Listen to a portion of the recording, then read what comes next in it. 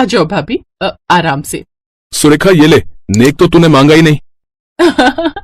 क्योंकि मुझे पता था कि आप मुझे बिना मांगे ही दे दोगे। अब भैया भाभी को अंदर ले आओ, आप दोनों फ्रेश हो जाओ, मैं नाश्ता भिजवाती हूँ। अरे तू भी थोड़ा आराम कर ले, हमारा नाश्ता पानी भाभी देख लेंगी। भाभी भाभी। अरे चुप हो जाओ भैया, दोनों भाभियां बहुत थक गई थी तो सो रही हैं। अच्छा, और तू नहीं थकी क्या? ओहो भैया, बस आप लोगों के लिए नाश्ता भिजवाकर मैं भी जा रही हूँ सोने। चलो अब आप यहाँ टाइम वेस्ट मत करो, जाओ भाभी को अंदर ले जाओ। सुरेखा के जिद करने पर विष्णु अपनी नई नवेली दुल्हन कविता को लेकर अपने कमरे में चला गया और सुरेखा उन दोनों के लिए नाश्ता तैयार करने लगी। और फिर कुछ घंटों के बाद बहुत बढ़िया नींद आई। सुरेखा एक कप चाय तो पिला दे। जी भाभी बस अभी लाई।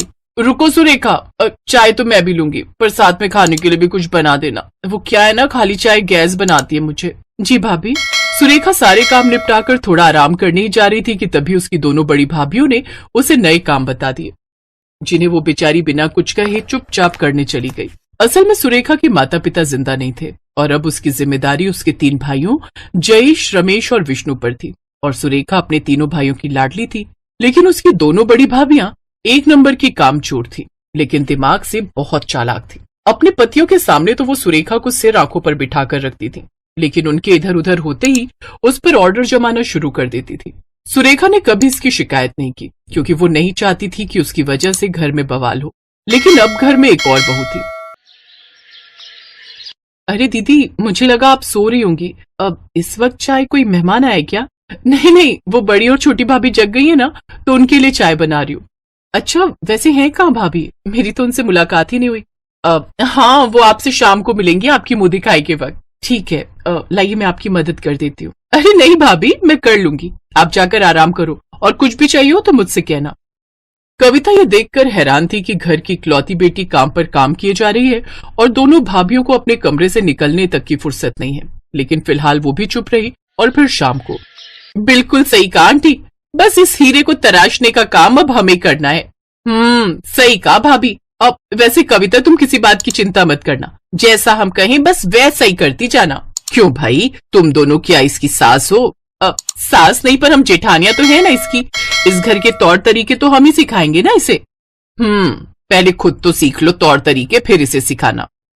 मेहमान का इतना कहना था कि नीरजा और नंदिता वहीं उससे लड़ने के लिए तैयार हो गई। तब सुरेखा ने बीच में आकर किसी तरह मामला शांत कराया, और ये सब देखकर कविता को इतना तो समझ में आ गया कि उसे अपनी जेठानियों से क्या नहीं सीखना है। और फिर अगले दिन, वाह भाई वाह, आज आलू के पराठे तो गजब बने भाई।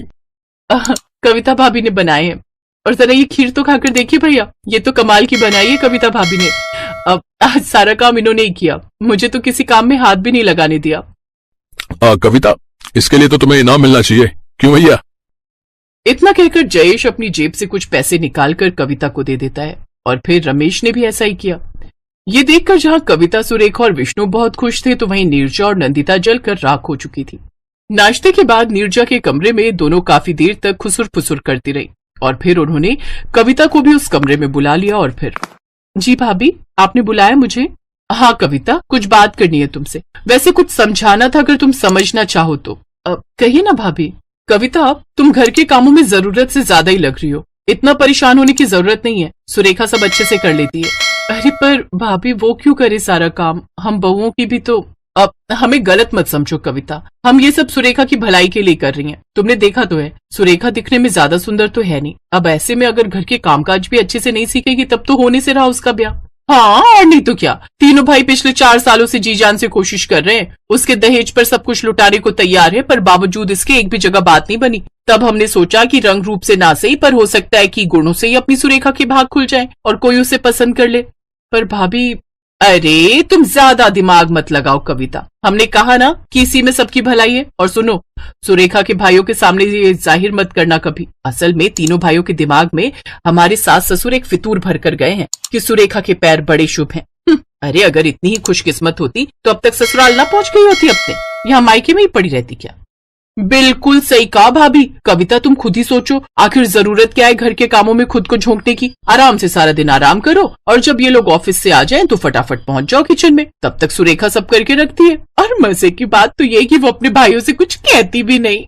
चुप हो जा। अब कविता, तुम समझ रही हो ना जो हम कहना चाह रहे हैं? हाँ भाभी, मैं सब समझ गई। अब मैं जाऊं? हाँ हाँ जाओ ना, पर सीधा अपने कमरे में जाना, रसोई में नहीं।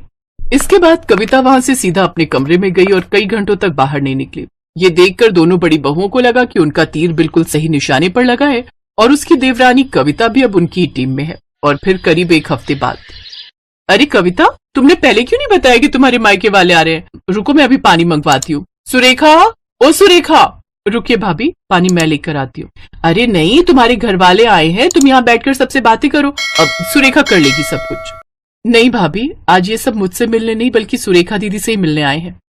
आप दोनों बैठिए ना, मैं बस अभी आई। नीरजा और नंदिता को कुछ समझ में नहीं आ रहा था कि आखिर हो क्या रहा है। तब तक तीनों भाई भी घर आ गए और फिर भाई, जिस दिन मुझे कविता ने सारी बात बताई, मेरा तो दिल खुश हो गया। सच भैया, अपने सुरेखा के लिए जैसा चाहा था वैसा परिवार अब जाकर मिला है। हाँ भैया, ये बढ़िया हो जाएगा। कविता का मायका सुरेखा का ससुराल हो जाएगा। वैसे भी दोनों में खूब पटती है। ये लो, सुरेखा आ गई। हाँ तो भैया, लड़की सुशील है, संस्कारी है, इस बात की गारंटी तो मेरी, बाकी सब आप देख लो। सुंदर भी है। मुझे रिश्ता मंजूर है। सुरेखा दीदी, आप भी अच्छे से देख लो। लड़का इंजीनियर है, संस्कारी है और मेरा भाई है। सुरेखा ने सर्वेश को देखा और फिर मुस्कुराकर कविता को और फिर, लो जी, इसी बात पर निकालो बालूशाही, क्योंकि जब मियाँ बीवी राजी तो क्या करेंगी भाभी? अब मेरा मतलब है काजी। तो इस तरह सुरेखा का रिश्ता तय हो गया और अब वो बहुत जल्द दुल्हन बनकर अपने घर से विदा लेने वाली थी। दूसरी तरफ उसकी दोनों भाभियों को ये समझ नहीं आ रहा था कि सुरेखा की विदाई के बाद अब उनकी दाल कैसे गलेगी, क्योंकि कविता से जीत पाना तो फिलहाल उन्हें नामुमकिन ही लग रहा।